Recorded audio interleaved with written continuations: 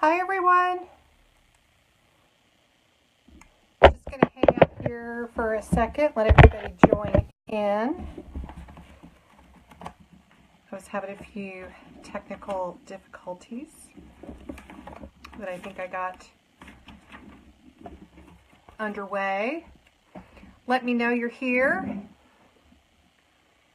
And we will, for those just joining, I am Blair Stalker of Wisecraft Handmade, and this is the fourth video for our Wisecraft Stitch Along, hashtag Wisecraft Stitch Along. Hi Lucy, hi Maggie, glad to know your kit arrived. That one took a few minutes, didn't it? Hey Rosalie. So this is our Sashiko Stitch Along project, and this is video number 4. We're stitching our 4th coaster today. These are inspired by the Boro project that I did for my book Wisecraft Quilts, which came out this year. And there is a template below that has that you can print out to stitch along tonight with us, or you can just watch. I'm going to stitch along. And this is the one that we are doing tonight. Again, pardon my Japanese, the Kaki-no-hana, or the Persimmon Blossom. Let me tell you a little bit about this one. Looks deceivingly easy, not as easy as it looks. And I'm going to explain why, but not terribly hard. It's just a little bit different. This, as you can read on your template, this is a hitomizashi stitch pattern.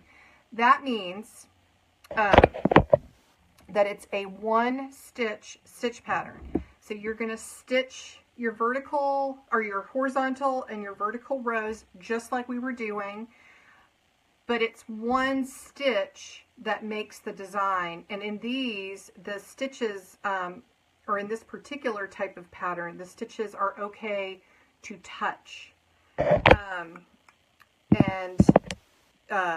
Oh, Lucy, this is the same pattern as on your wallet. I love it. That's great. It's a very popular traditional pattern. So I think it's a fun one to learn.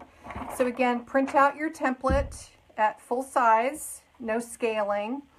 And if you haven't had a chance to print it out, just watch along. You can print out anytime. And we'll stitch it up. This is our 4th coaster. And after this, depending on our holiday schedule, I will either do another Facebook Live to show how I make these into coasters, or I'll just post instructions. Because it's not super hard to do that, but some people may like some, instructional information on that. But I'm cooking for Thanksgiving, and so it could get kind of crazy around here. So I'm going to turn the camera around, and we can start stitching, and yeah, just follow along. All right, give me a chance to turn the camera around, and here we go. Sort of.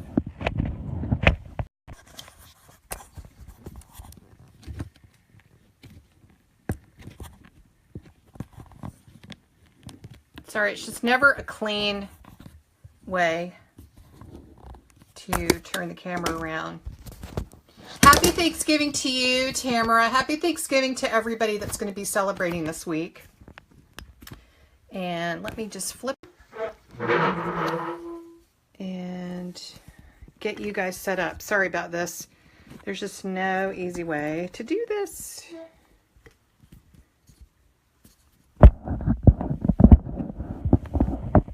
There we go. We'll get this learning curve all figured out. All right.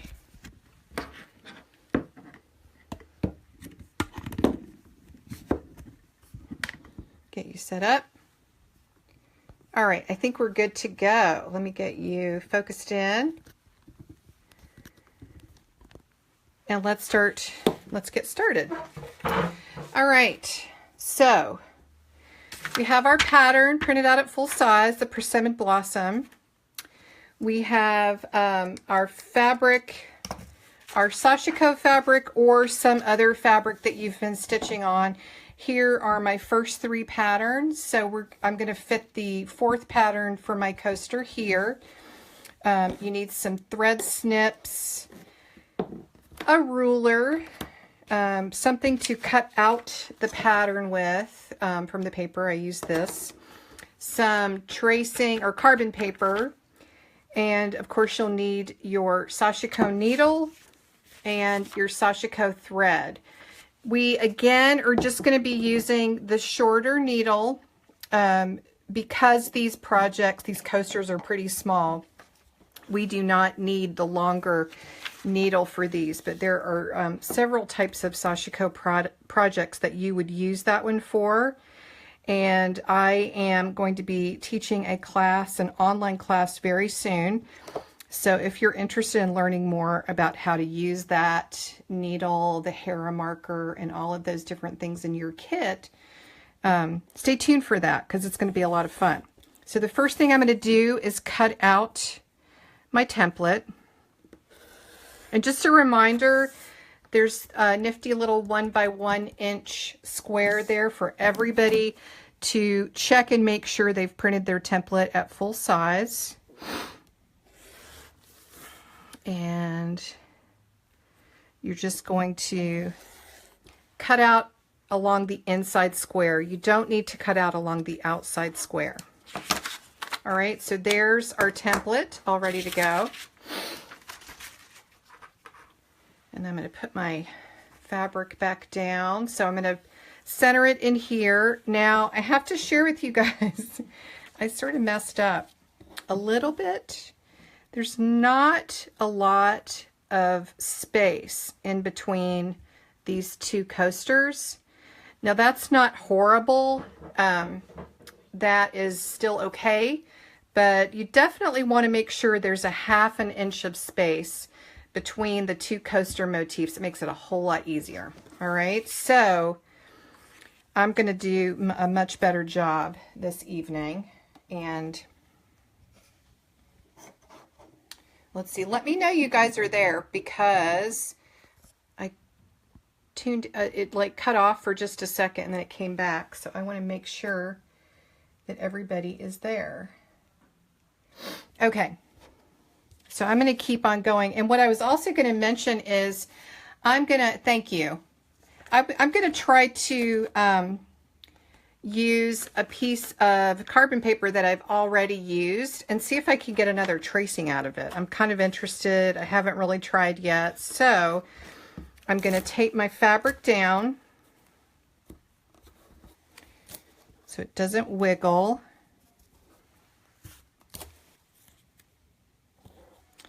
And then I'm going to slide my carbon paper in, writing up, carbon down on the face of the fabric. And I'm going to try to make sure I give myself a little bit more room on top now. Looks like I am. Okay.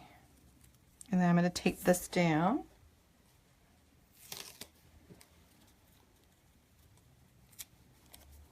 Oh, Robin, you've done all 4. That's excellent. I'd love to see it. Upload some pictures so that we can see. So to trace, we're going to do the same thing that we've done with our pen and tracing these as solid lines. And one thing I wanted to show you is how easy it is to draw out these Sashiko patterns. If you, beyond this, if you want to draw your own patterns, I drew this on a piece of graph paper, or what eventually became something like this pattern, a version of this pattern. So if you're interested in learning to draw your own patterns, grab some graph paper and just start, you know, playing around. And see what you come up with, and we'd love to see. So they're very easy to draw yourself. So I'm going to start tracing this one. And we'll see if I can get another tracing out of this carbon paper that I used on one of the previous tracings.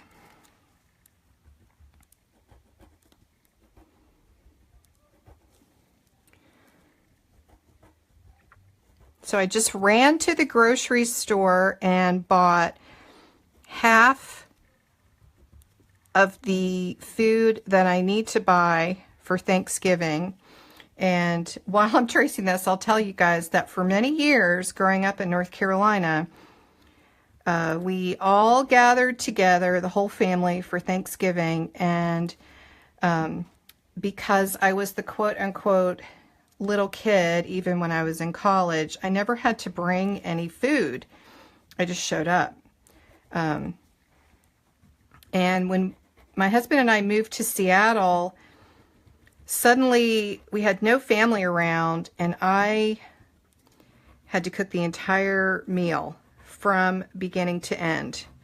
My husband doesn't really enjoy cooking, and I wanted the whole meal, so I learned to cook a turkey and the whole 9 yards, and I have been doing it ever since. And my son, my 16-year-old today, told me that I make a really good turkey, which I'm very proud of. And so once again this year I'm going to be cooking the entire meal from beginning to end. So I kind of like it. I always tell the kids, you're going to have to help me if you want the entire meal. You're going to have to help me. But I think the truth is I actually really enjoy it, and it actually is less irritating just to have everybody not in the kitchen with me. Hi there, Cheryl. It's just easier to have them clean up. And then it's a tradition in our house that at night on Thanksgiving evening, we watch Planes, Trains, and Automobiles. We've watched it probably, oh my gosh, I've probably seen that movie 30 times at least, and it's always funny. And it's always exciting when we have somebody over to the house for Thanksgiving who's never seen it. So this year we do have somebody. My daughter's boyfriend is coming to spend Thanksgiving with us, and I'm very excited because he's never seen the movie before. So that'll be fun. All right, so a little over halfway traced.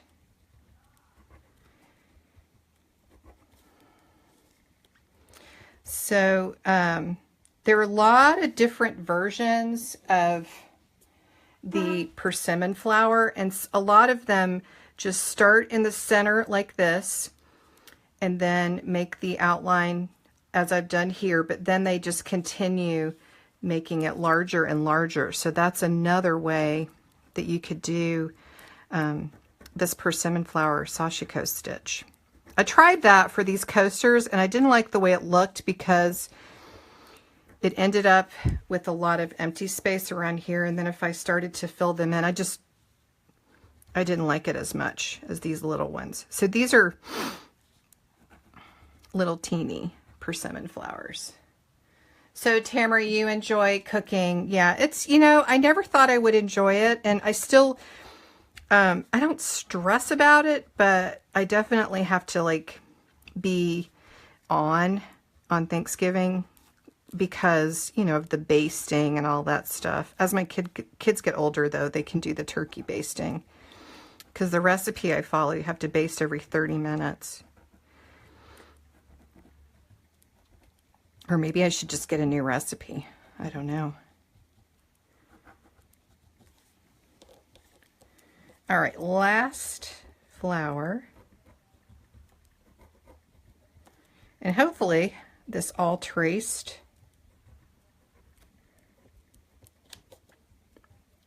Through the paper. Let's see. Oh yeah, okay. So I'm checking just to make sure everything traced. I forgot one right there.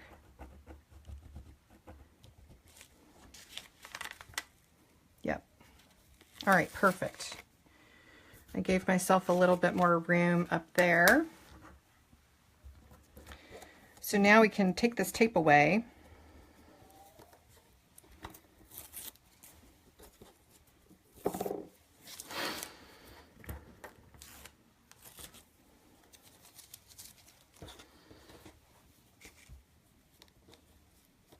All right, can you guys see? There's my traced. Put a little light there so you guys can see it. There we go. There. So there's my, so it did work to do a second tracing from the carbon paper to get a little more use out of it, as long as you're tracing a different pattern, I guess. That's the important thing. So now I'm going to start and show you how it's done. As I said, you do not need your palm thimble. You don't need your longer Sashiko needle for this. You just need the short one. So we'll thread this up. Oh, Robin, you traced all four. Gotcha. Gotcha. You didn't actually finish all four. I wouldn't be surprised if somebody's finished all four, because once you get into it, you really get into it. It's very fun. Oops. Let me get my needle threaded again.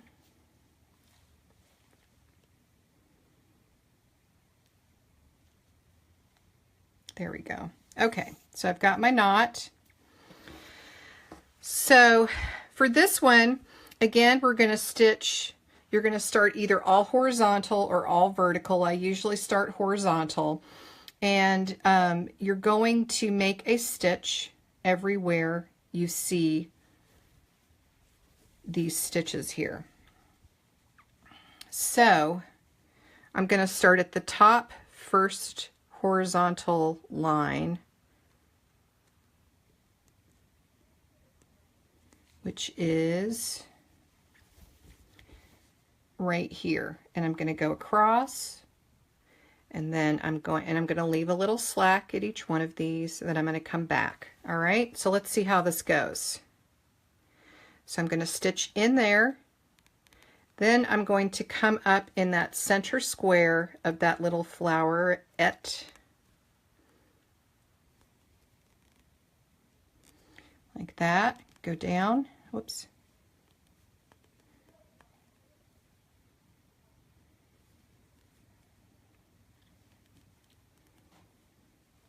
Hi, Tamar, that's fine. If you're coming in late, it's not a problem. Let me make sure I'm doing the right one. Yep, so now I've finished those three little parts of that horizontal line. So now, let me see if I can hold this a little bit easier for you to see. I'm going to come across and go through the top of that one. I'm going to come across and go through this one, which is going to be stitched just like that first flower.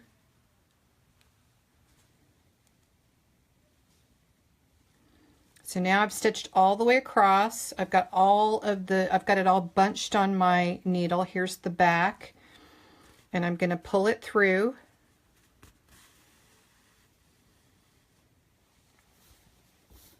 Here's what it looks like on the front. You kind of wiggle it to pull out the slack. So you see I've got all the bottoms of all of those, and then I'm going to come back through, and with the eye of my needle, I'm just going to give a little bit of slack in each one of these areas. So there's the amount of slack that I gave, if you can see that.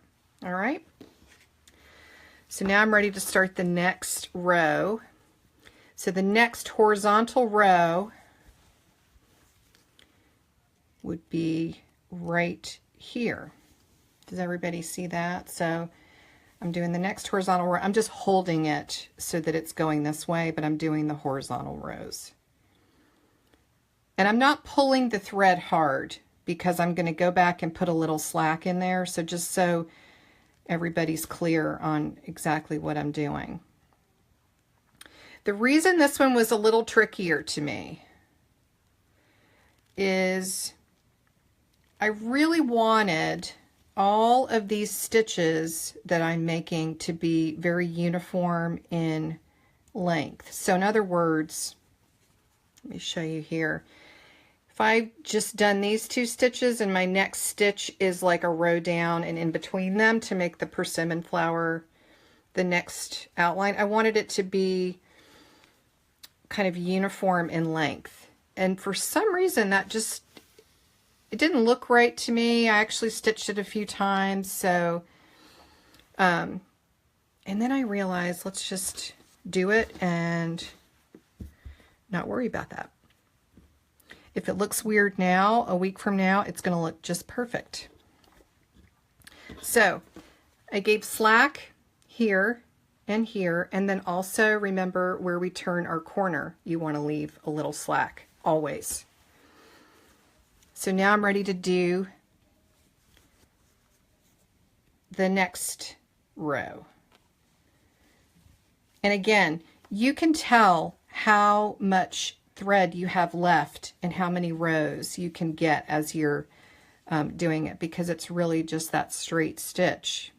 There's no fancy stitching, so it's easy to judge how much you can fill with the thread that you have left.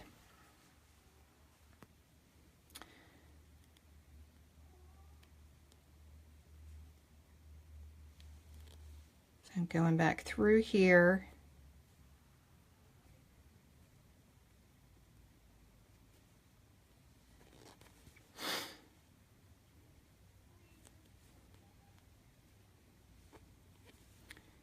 I'm coming over here. Gracie's not bothering me tonight because the kids are upstairs.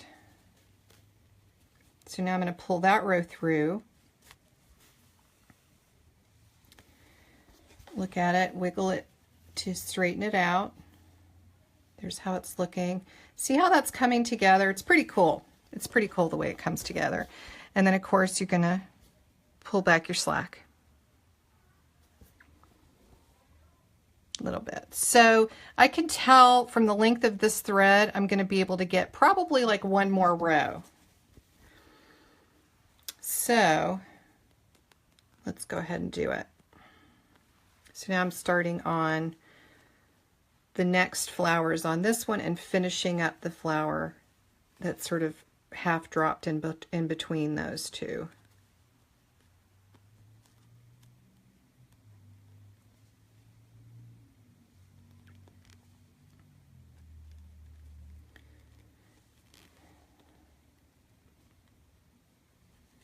Okay.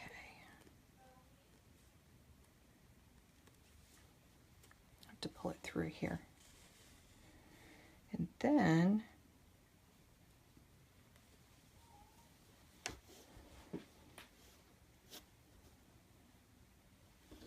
oh no, your 4-year-old twins, Michelle, are refusing to sleep tonight. Oh no. Oh no. I remember those days for sure. All right, so glad you could join us and join us for as long as you can. So there's what we have so far. We're going to keep going down. And as I do in each one of these, I'm going to stitch as much as I can in the next hour or within the hour. So I'm going to end my thread and start a new one.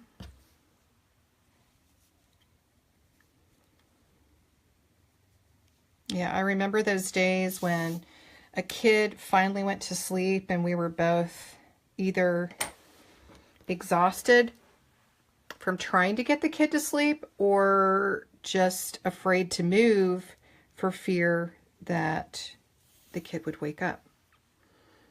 Now I can't get them up. Now they sleep all the time. All right, so now let's keep on going.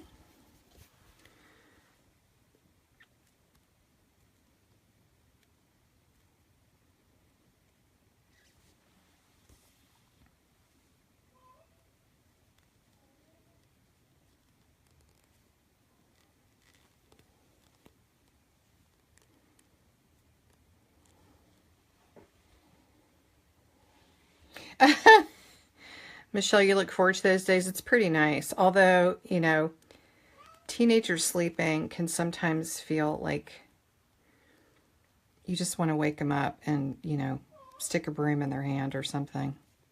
Please work. But I figure it's Thanksgiving week. Oh, Gracie is here. Hi, Gracie. All right, do that one. So you can see how this one's different. It's like you're not really, oops, I messed that one up. Did the wrong row. I'll try that one again. There we go. I skipped part of the row and went down to the next row. Okay, so let's fix that. There we go.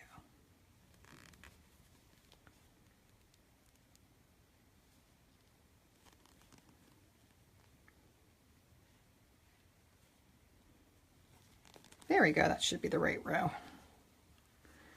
So what I was going to say is you can see that in this one, it's really not about stitches not touching or, you know, points, stitches at points meeting a certain way like they were in the last one. It's really more just about actually joining these stitches together. I'm hoping that you guys can see the outlines or the lines well enough. They really do get very faint.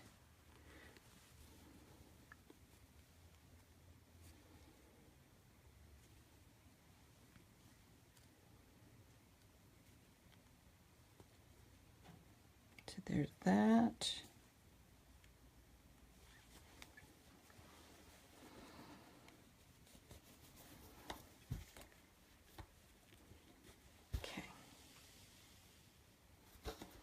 There.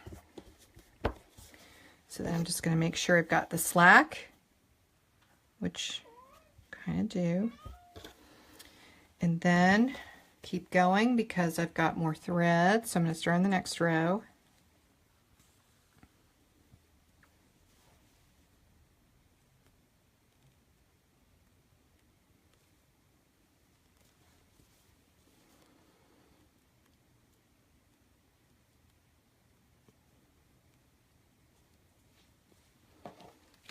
And put my reading glasses on. That would be super helpful, wouldn't it?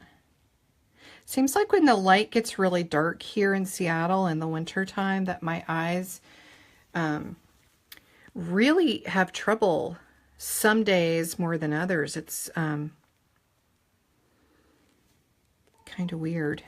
So I can't fight the reading glasses thing, the readers. I just have to do it to be able to see.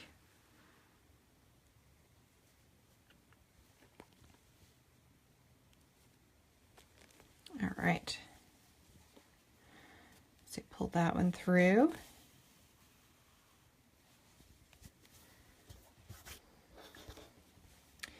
And I think I have enough to go back one more time.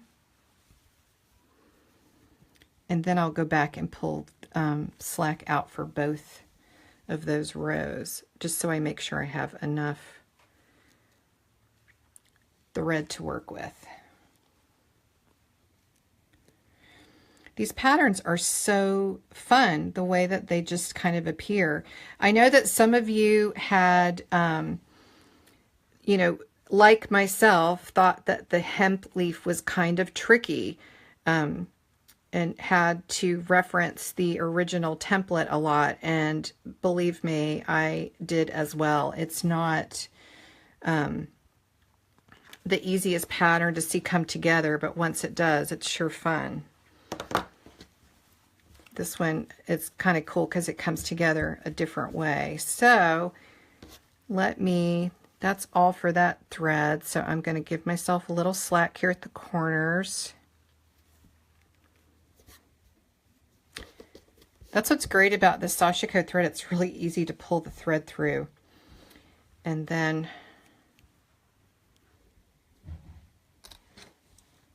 start a new one. Let me see how we're doing on time here. Oh, we're doing fine. All right. Oh, Eleanor, your family lived in Seattle for 5 years. Wow. Are they from New Zealand? That's that's a long way from home, if so. And Lucy, you just finished number 2. Excellent. Coaster number 2.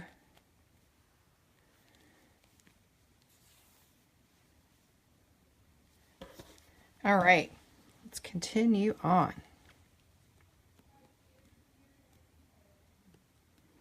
So as I'm putting these stitches in on the next row, like you can see right here, I'm just making sure, I'm just going to make this a little bit darker so that you can hopefully see it.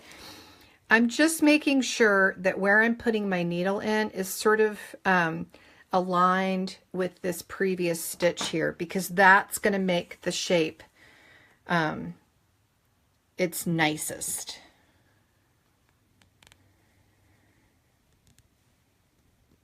Oh, okay, so Michelle, your sister lived on Bainbridge Island. Okay, so she was a neighbor.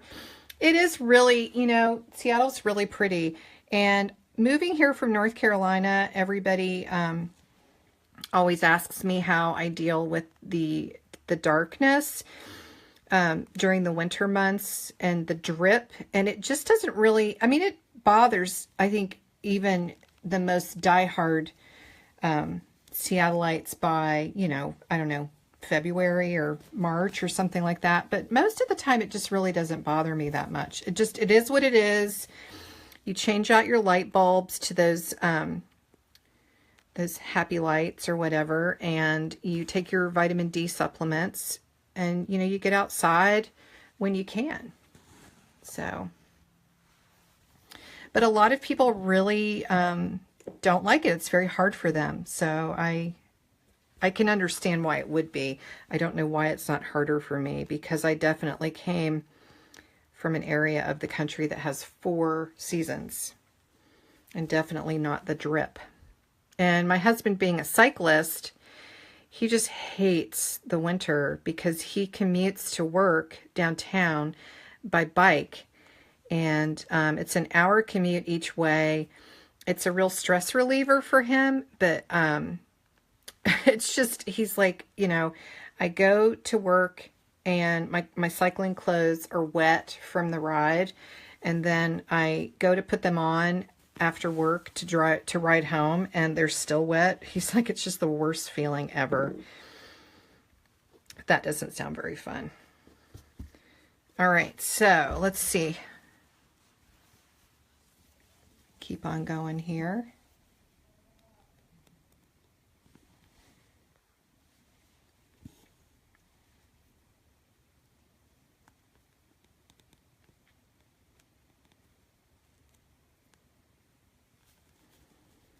But yeah, my studio is in my basement, and I have special light bulbs down here that help with color, and they also do double duty, because in the winter time they help me with you know, the seasonal changes. So plus I'm just a pretty even keel person, I think, so I don't really suffer from that sort of stuff that much, but I have friends that do. It's tough. Eleanor, yes, I still have to upload them. The videos on YouTube, I uploaded the first one, but I have to upload 2 and 3, but they are coming. So thank you guys for your patience, but they will definitely be uploaded, and I will let you know as soon as they are ready. But yeah, the first one is up there. I know, I agree. So Michelle's saying it's a cool pattern just as the horizontal lines, and I completely agree. It's really fun.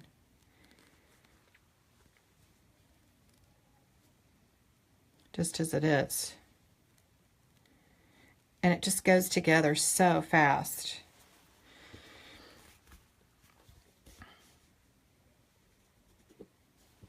All right, so We're zipping along. See, I think I can get one more row out of this thread.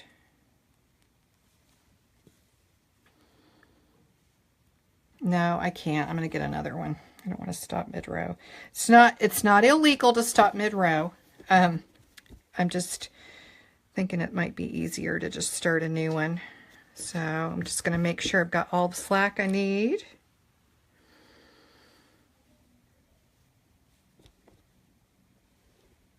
And pull it and get another one.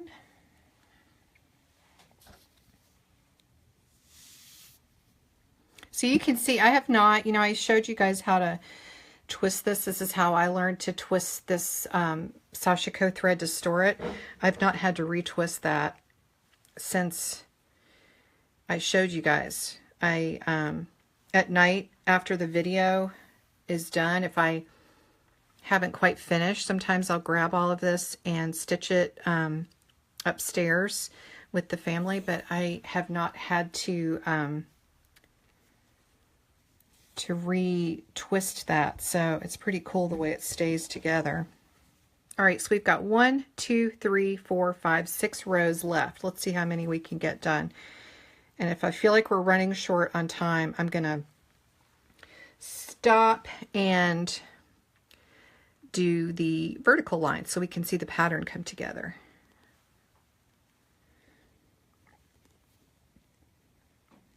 Because what's the fun in that if you can't see the pattern?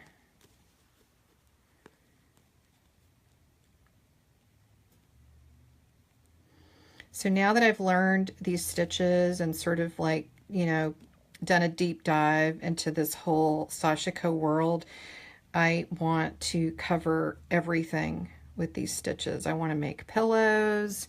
I want to stitch my jeans, all of it. I really really love it so much. Although I will say it's a little bit of a different animal when you're stitching through a lot of layers.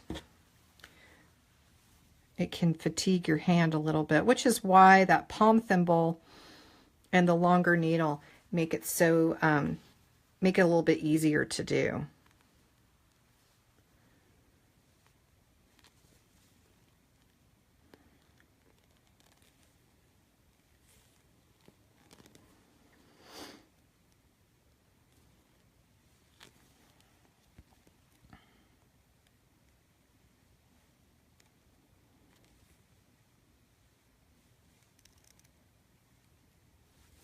All right, there we go.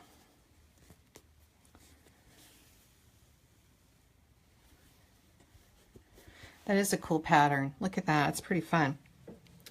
So I'm going to get a little slack going here.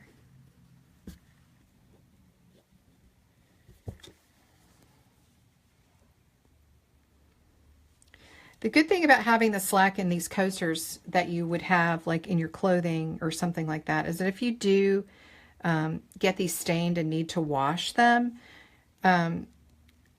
if there's any shrinkage that's going to happen in the cloth at all, you don't have to worry about it pulling so tightly that it distorts your pattern, because you've got room for those stitches to sort of move around and stretch back out. Oops.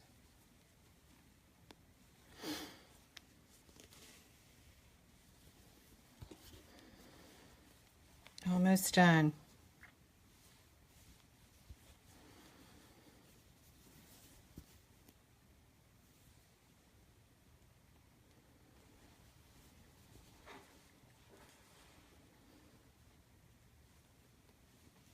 Wish we could all hang out one day in person and stitch these, because it's fun to do.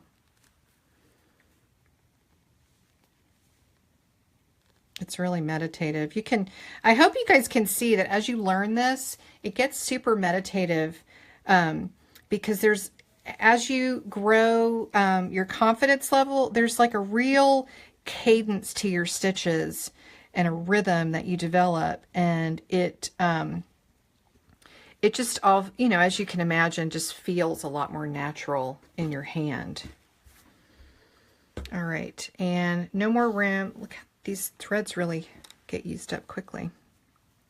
So I think one more thread might get me to the end of all of the horizontal lines. We'll see.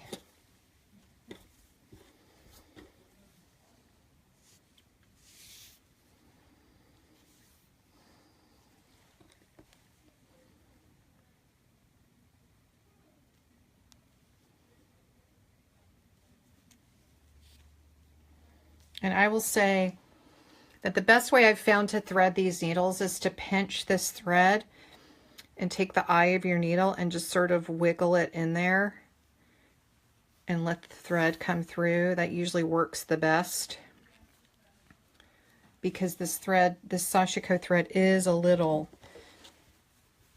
stringy, I guess you could say, a little thready. It's not really a tight ply at all, so.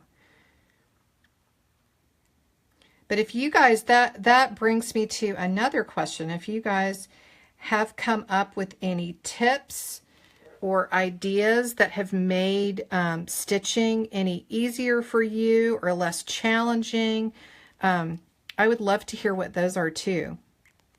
Please share those. Because some of you have stitched enough of these at this point that you at least have a real feeling for how it could be, you know, a little easier or harder depending on how you do it. So it looks like we've got one more horizontal row.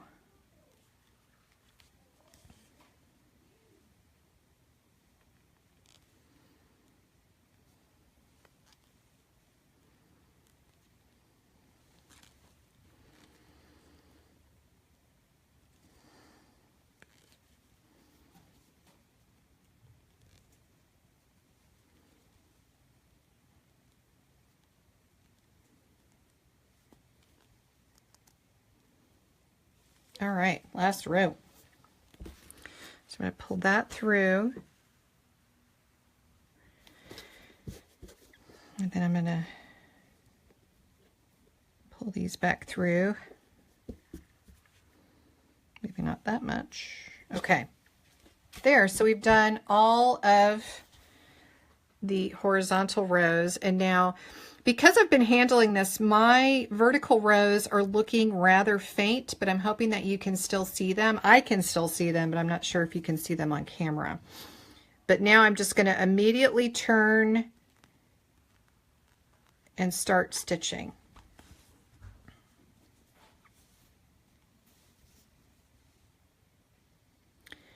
And as I do it, you can see that I'm kind of meeting that stitch, that perpendicular stitch.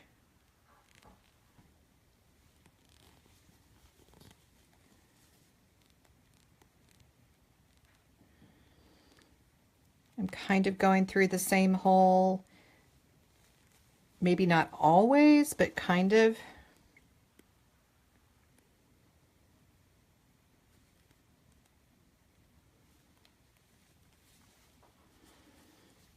All right, let's see what it looks like. It's the big reveal.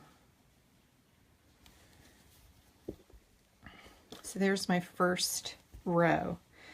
So this is what I was having an issue with. I wasn't happy when I did these with how, like, for instance, that would have made me not so happy because the stitches aren't completely uniform. That would have made me happy.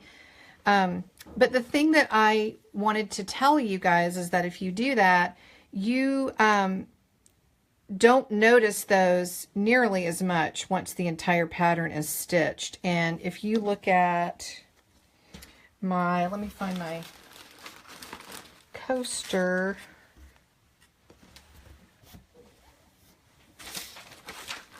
Here we go.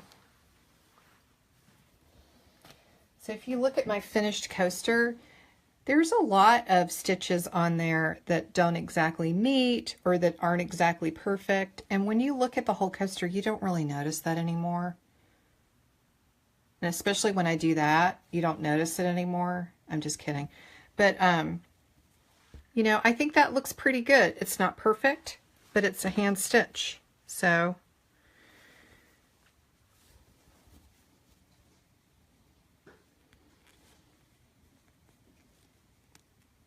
all right, let's just keep on going.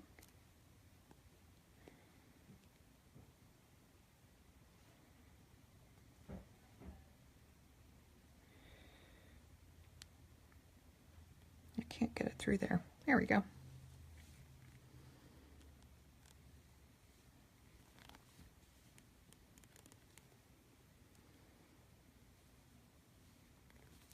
The other thing that I've read when I was doing all the research for this is that when you make these stitches like we're making this persimmon flower stitch, the ones that are going across each other, it creates a warmth in your clothing, almost like a thermal texture, like a waffly texture, which is pretty cool if you think about it.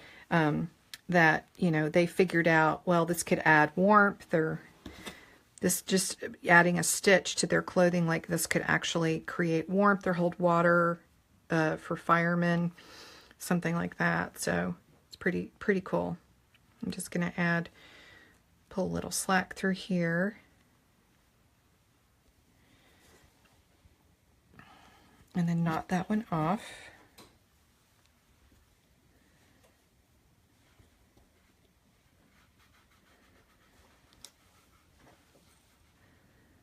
Let's keep on going here. So there's what we have so far.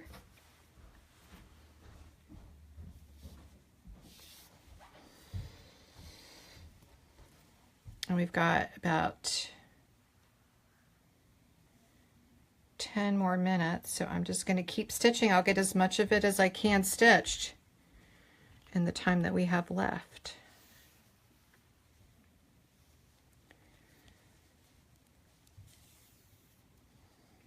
Okay.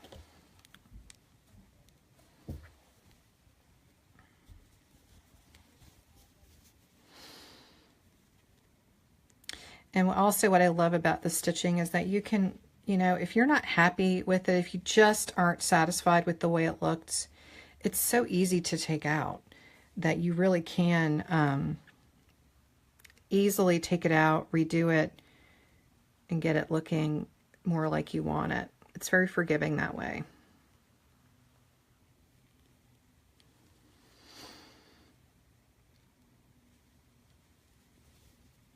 Okay. Because I'm seeing a stitch up here that I really don't like.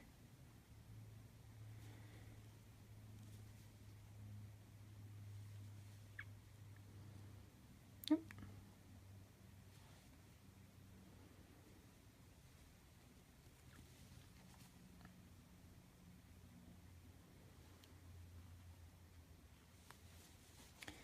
There we go.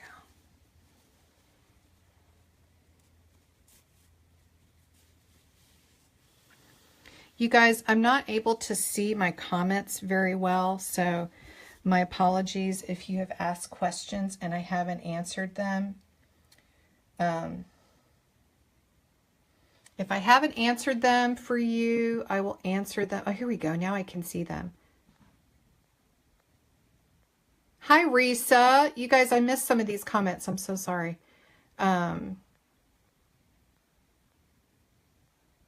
Okay, there we go. Now I can see them again. Sorry about that.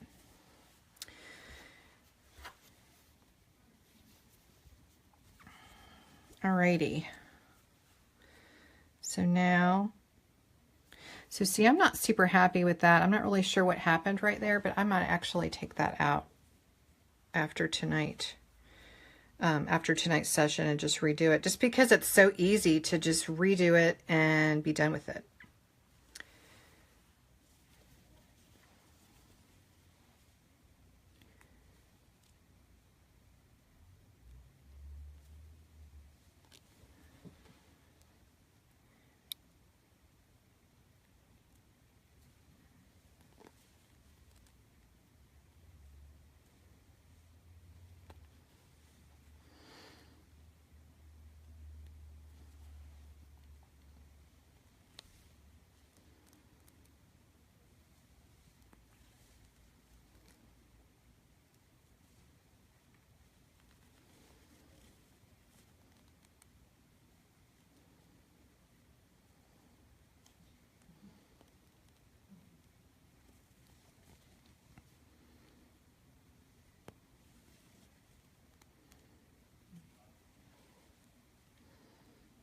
Okay. Oops, one more. Yeah, I'm not sure what happened with that one little row, 2 rows back. Something weird happened to it, so I'll just go back and fix it.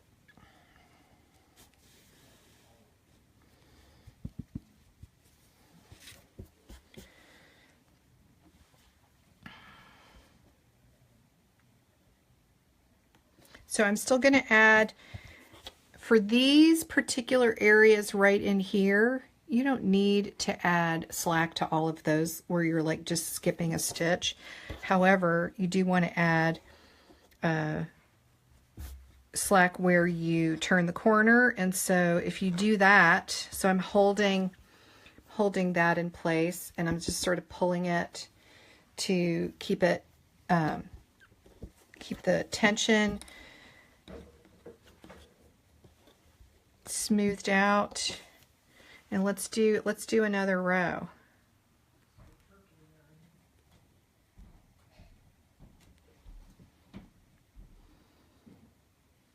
Okay.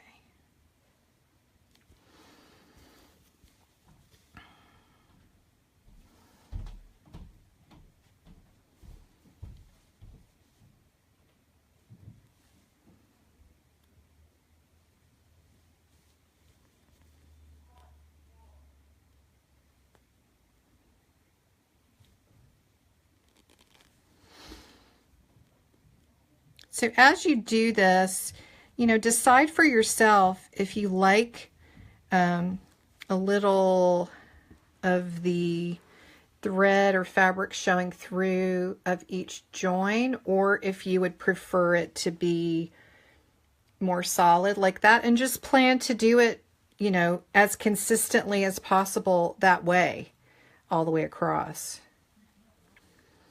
I think that's when it starts to look weird, is when it's not consistent. Maybe that's what it is.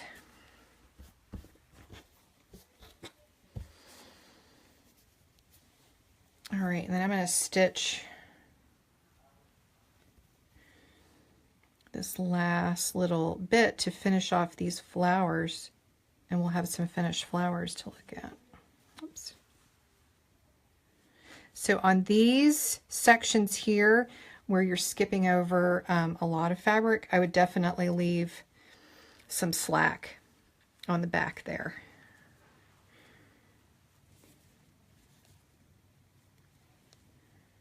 Okay, so I'm going to do that.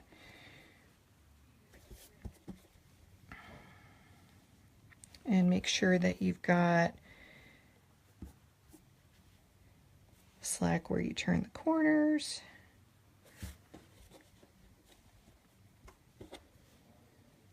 And then we're going to knot this one off.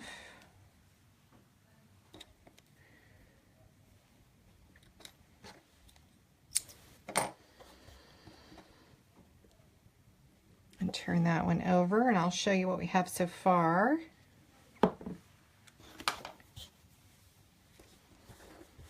So there's what we have so far. So we would just continue to stitch all of these vertical rows across like this. And when you're done, you're going to have a pattern that looks a lot like that.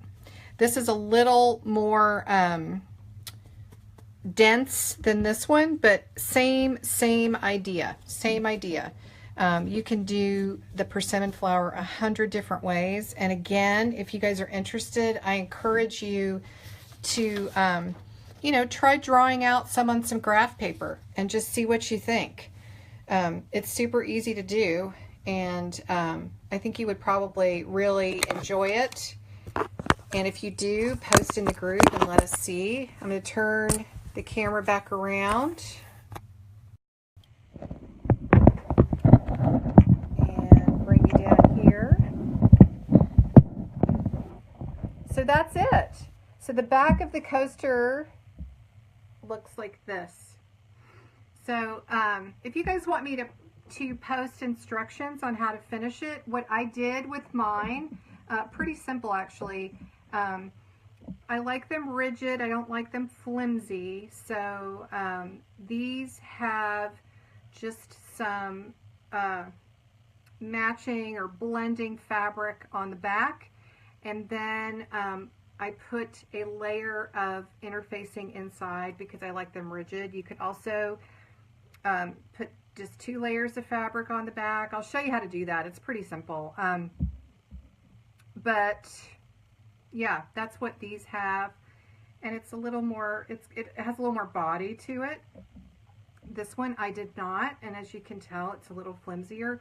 It would absolutely still work, but if you actually spilled a drink on it, it would probably soak through to your table. So it's better just to have a little bit of body. So this is what my piece looks like, and I'll finish that piece and I'll have 4 coasters.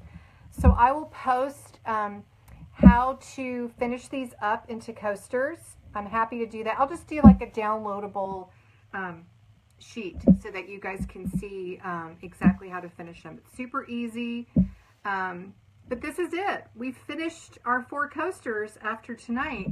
I hope you've enjoyed it as much as I have enjoyed it. It's been really fun to stitch along with you guys, and given the fact that it's super dark and rainy here, it's nice to not have to leave my house to stitch with friends. So I've really enjoyed it. If you are interested in the upcoming Sashiko class, it's going to be a combination of Sashiko and Boro, like the one in my book. And I would love for you to sign up for my newsletter. You'll find out about it through that, and that is coming very soon. It's in the works right now. And I would love to do another stitch along with you guys in this group after the holiday season. So if you're interested, look for something to be posted about that in early January. And I have something planned. I will, I hope you guys like it. Let me fully form my idea and I will post about it because I think it would be really fun. But it's embroidery.